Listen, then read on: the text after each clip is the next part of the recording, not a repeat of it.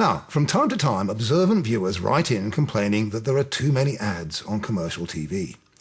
We thought we'd take a couple of sample nights on the two most popular commercial channels, 7 and 9, and check.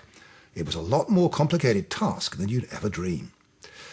The Commercial Television Industry Code of Practice has a whole section on time occupied by non-program matter. It seems straightforward enough at first glance. On average, it says, paid commercials and program promotions must be limited to between 6 p.m. and midnight outside election periods, 13 minutes. Per hour, with an upper limit in any 1 hour of 15 minutes. Well, a MediaWatch researcher slaved over a stopwatch and found that on Channel 7 on the 1st of September, both those limits appeared to have been substantially exceeded.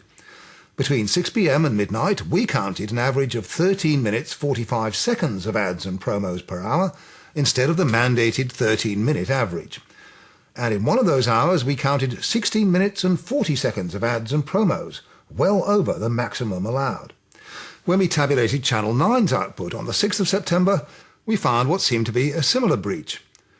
Between 9 and 10 p.m, no less than 17 minutes 30 seconds of ads and promos, 2.5 minutes more than the maximum limit. Between 6 and midnight, the average limit was exceeded too, by more than 20 seconds per hour. But it's not as simple as that. For a start, what you actually watch in your living room doesn't count. What matters is what's on the TV station's final schedule. This provision was adopted, says the code, so that licensees were not obliged to force breaks as a result of unpredictable segment lengths in live programs or technical or operational problems. And according to 7, which, unlike 9, took the trouble to respond to our questions, its schedule for the 1st of September showed its non-programme content precisely hitting the allowable limits.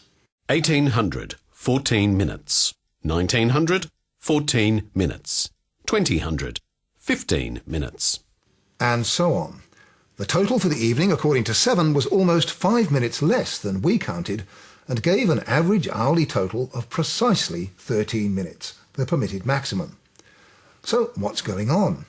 Well, partly the discrepancy is because schedules are neater than reality, but we might also disagree about what is exempt non-programme content. Stuff like this. Next, a miracle mum will have her life changed on Domestic Blitz at 7:30 60 minutes. That's a programme listing on 9. It's non-programme material, but it doesn't count toward the maximum limit because, according to the code, a spoken or visual listing of programs to be broadcast is exempt. So are a whole raft of other things. For example, surely this would count as a commercial. 1 cup of great coffee could win you $1 million.